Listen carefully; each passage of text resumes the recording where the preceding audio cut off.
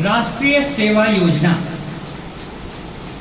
24 सितंबर को हम सभी इसे एक विशेष दिवस के रूप में मना रहे हैं। हम सभी के लिए यह विशेष दिवस क्यों है? आदरणीय मंच एवं प्रिय विद्यार्थियों, आपको सबसे पहले किसी भी दिवस के बारे में या किसी भी विषय के बारे में चर्चा हो तो आपके हृदय में एक प्रश्न उत्पन्न हो, यह क्यों मनाया जाता है और कैसे मनाया जाता है। दूसरा, क्यों मनाया जाता है और कैसे मनाया जाता है। सारी जानकारियां बता दी गई होगी कि कब से शुरू किया गया, कितने साल हो गए मनाते मनाते। लेकिन आप एक बात बताओ, कितने साल हो गए राष्ट्रीय सेवा योजना को मनाते मनाते? कार्यक्रम अधिकारी साहब, बहुत साल बीत गए, बहुत साल बीत गए। लेकिन आज जन सेवकों और लोक सेवकों से जितना दुनिया परेशान है, जितना दुनिया भयभीत है, उतना अन्य किसी से नहीं। मैं यूं ही हवा में बात नहीं कर रहा हूं। ADAR एक संस्था है जो प्रजातांत्रिक संस्थाओं का अध्ययन करती है। उसी प्रकार से लोक सेवकों, जन सेवक माने तुम्हारे नेता, लोक सेवक माने तुम्हारे अधिकारी। जरा सोचो, उड़ीसा में रात में एक लड़की, ब्रिगेडियर की लड़की, अपने कैप्टन पति के साथ, मंगेतर के साथ जा रही है। कुछ लड़के छेड़छाड़ करते हैं, उसकी शिकायत करने को थाने में जाती है। थाने में उसके साथ जैसा बर्ताव होता है वो आज पूरे राष्ट्रीय शर्म का विषय, राष्ट्रीय शर्म का विषय। जब रक्षक ही भक्षक बन जाएं तो जरूर हमें आज के दिन यह सोचना चाहिए कि सेवा का मतलब क्या है। सोचो, पूछो प्रश्न, क्यों ऐसा हो रहा है कि सेवा की जितनी चर्चा की जा रही है उतना ही ज्यादा सेवा शब्द बदनाम होता जा रहा है। सेवा शब्द बदनाम होता जा रहा है। हमारे संसद में और विधानसभाओं में जितने अपराधी किस्म के जन सेवक हैं और हमारे विभिन्न संस्थाओं में जितने हृदयहीन अपराधी तो नहीं कहना चाहिए, लेकिन संवेदनहीन अधिकारी जन हैं, जिस पुलिस को रखा गया था रक्षा के लिए, उसने केस तक दर्ज नहीं किया और बहुत बुरा बर्ताव। मध्य प्रदेश में सैनिक के पत्नियों के साथ बलात्कार किया। प्रतिदिन हम खबरें पढ़ते हैं, अधिकतर खबरों में आप देखिएगा ऐसा क्यों हो रहा है। सेवा भावी देश भारत, उस देश में ऐसा सेवा का यह हक जनप्रतिनिधि और लोक सेवक को छोड़ दीजिए, जन सेवक और लोक सेवक को छोड़ दीजिए। अब आप घर में आइए, घर में क्या हुआ? श्रवण कुमार, जिसने अपने अंधे माता पिता को लेकर पूरे तीर्थाटन करवाया, उस श्रवण कुमार के देश में आज क्या हालत है? वृद्धाश्रमों की संख्या इतनी बढ़ गई है और आप आश्चर्य करेंगे कि उन वृद्धाश्रमों में रहने वाले जो लोग हैं सबके बच्चे अच्छे पदों पर हैं। चुप हो। पत्थरों के शहर में कच्चे मकान कौन रखता है? अपने घरों में अब हवा के लिए रोशनदान कौन रखता है? कोई नहीं रखता। बहलाकर छोड़ आते हैं लोग वृद्धाश्रम में माँ बाप को। अपने घरों में अब पुराना सामान कौन रखता है? पुराना सामान कौन रखता है? जिस देश में, श्रवण कुमार के देश में माँ बाप पुराना सामान हो जाए, कभी हमने सोचा था? और क्या प्रमाण? मैंने एक कविता लिखी थी, उस कविता की कुछ पंक्तियां आपके लिए सुनाऊं ताकि आपके लिए ये पूरा सेवा शब्द समझ में आ जाए।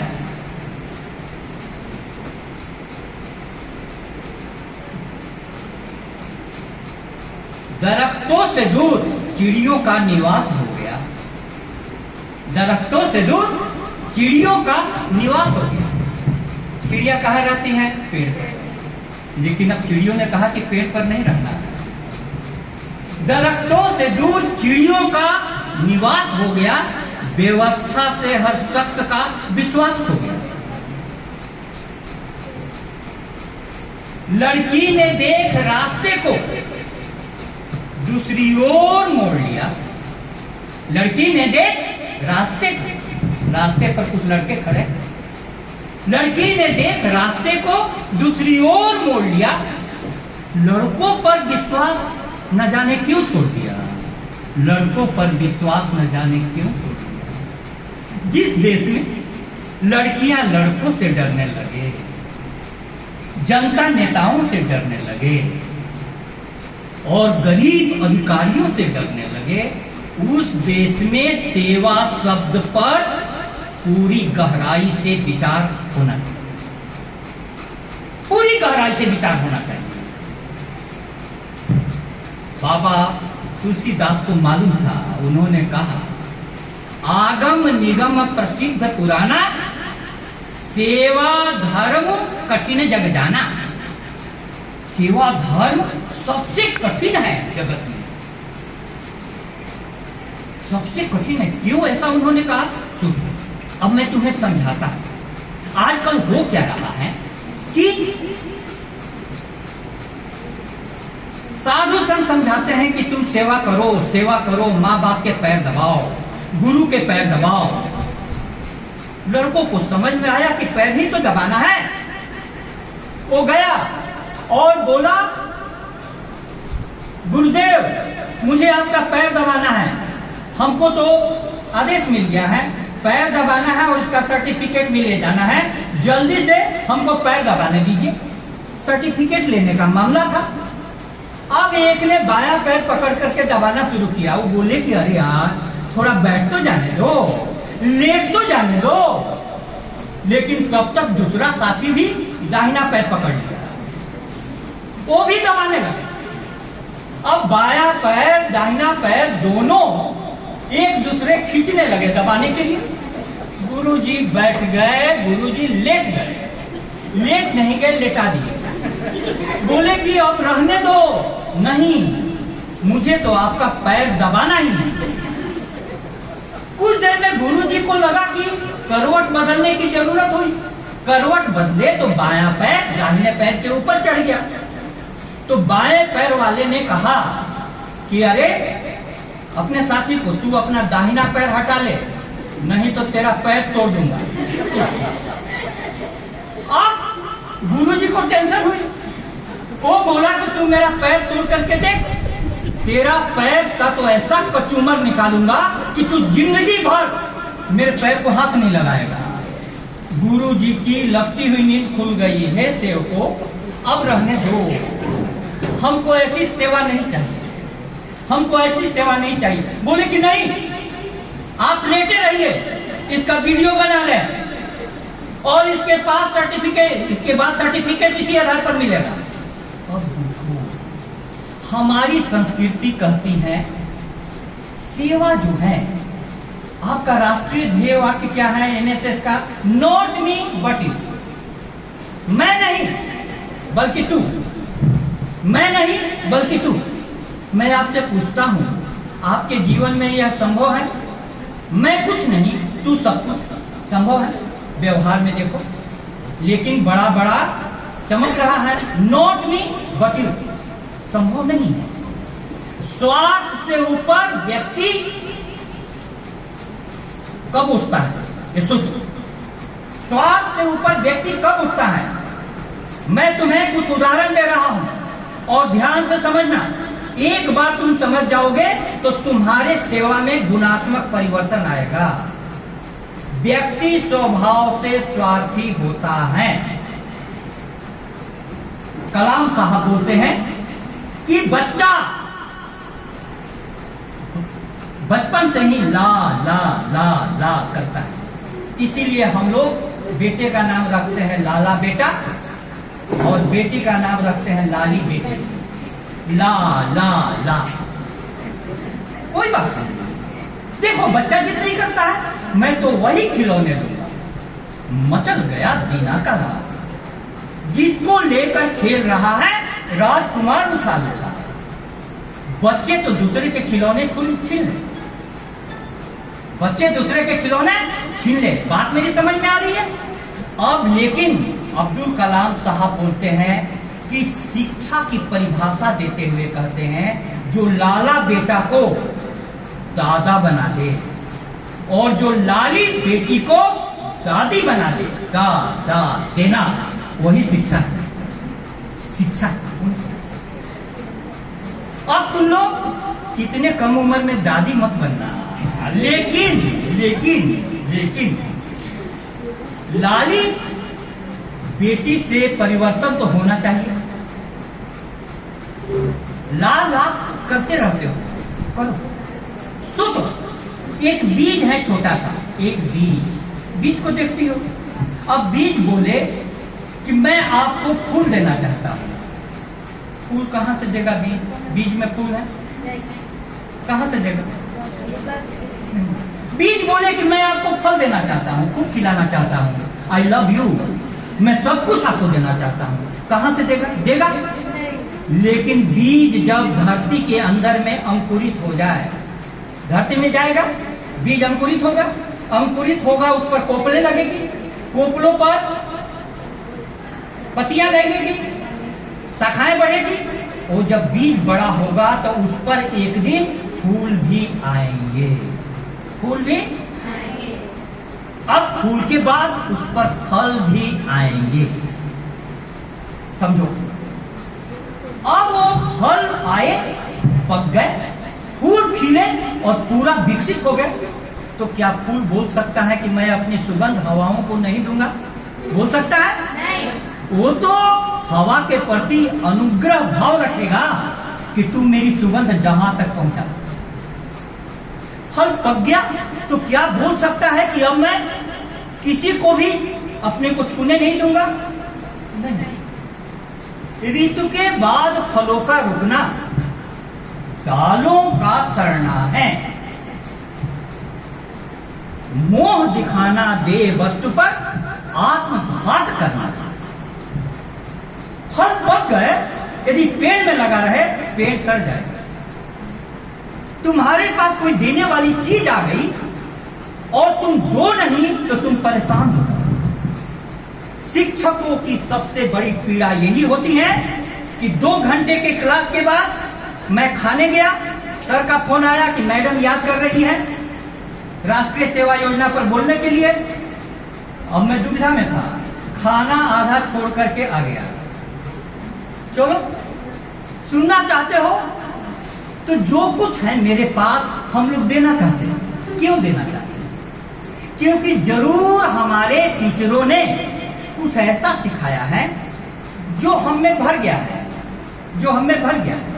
अब ये मैं तुम लोगों को नहीं दूंगा तो मैं अपने साथ अन्याय करूंगा। तुम्हारे साथ अन्याय हुआ कि नहीं ये मैं नहीं जानता, लेकिन अपने साथ अन्याय करूंगा। कैसे? गुरुवर बर्तन तो थे, उन्होंने अपनी सारी विद्याएं अपने शिष्य कौत्स को दी, सारी विद्या। शिष्य कौत्स ने कहा कि गुरु दक्षिणा मुझे देना है, बताइए क्या गुरु दक्षिणा है। तो उसने यही कहा गुरुवर वर्तंतु ने कि मेरी विद्या तुम्हारे पास पहुंच गई और सुरक्षित हो गई, अगली पीढ़ी के पास तुम दोगे, सुरक्षित हो गई विद्या हमारी सुरक्षित हो। इससे बड़ा दान और क्या चाहिए, इससे बड़ा दान और क्या चाहिए। शिक्षकों की पीड़ा समझो, शिक्षक क्लास के लिए तरसते हैं, क्लास के लिए तरसते हैं, क्योंकि हम जो पढ़े हैं वो जब तक बताएंगे नहीं तब तक आंतरिक फुलफिलमेंट नहीं होगी। और क्लास लेने के बाद हम लोगों को इतना सुकून मिलता है, इतना सुकून मिलता है। हमारे कॉलेज के सारे प्रोफेसर यही कह रहे हैं कि सर हम तो जिंदगी भर पढ़ करके आए थे कि बच्चों को पूरी तरीके से विद्यादान से भर दो, लेकिन न तो क्लास की स्थिति है और न बच्चे लेने के लिए तैयार। अब तो ऐसी स्थिति में मैं कहना चाहता हूं कि आप सेवा भाव समझिए। सबसे पहले कोई चीज अपने में जो तुम्हारे में बीज रूप में पड़ा हुआ है, बीज रूप में, उस बीज को तुम बड़ा करो, उसमें फूल लगने दो, उसमें फल लगने दो। ज्यों ही बीज बड़ा होगा, वृक्ष होगा, तो वृक्ष होगा तो वो वृक्ष विनम्र होकर के फलों से लद करके झुक जाता है, झुक जाता है। एक छोटी सी कहानी सुन लो, तुम्हारे लिए वो कहानी मार्गदर्शक बन जाएगी। इतनी बातें कही गई, एक बात तुम अपने दिमाग में रख लो, स्वार्थ क्या है, फिर से लाइन पढ़ो, नॉट मी बट यू। भारतीय संस्कृति मैं को गलत मानती, अहम नहीं। भारतीय संस्कृति क्या प्रयोग करती है, हम हम हम। ऐ मालिक तेरे बंदे हम। अब तुम हमसे जुदा नहीं हो, आज हम तुमको पढ़ा रहा हूं, कल तुम बीएड करके शिक्षक बनोगी। हो सकता है कि हमारे घर के बच्चे तुम्हारे क्लास में आए और बोले कि मैम अब आप पढ़ाइए। अब मैं जो पढ़ाऊंगा वही फिर हमारे बच्चे को मिलेगा। हम लोग तो इस चिंता से मरे जा रहे हैं कि कल तुम शिक्षक बन करके आई और कहीं हमारी पीढ़ियां तुम्हारे पास पहुंच गई, पहुंच गई, क्या होगा, क्या होगा, क्या होगा। पहले आप अपने को ज्ञान से भरिए, पढ़िए शिक्षकों के सहयोग से। और ये सब विधियां हैं, ऐसा मैं नहीं कह रहा हूं। एनएसएस भी एक विधि है। क्या विधि है, स्वच्छता अभियान चल रहा है। स्वच्छता अभियान के बारे में आप इस बात को जानिए कि भारतीय संस्कृति में कैसी कैसी साधना होती थी।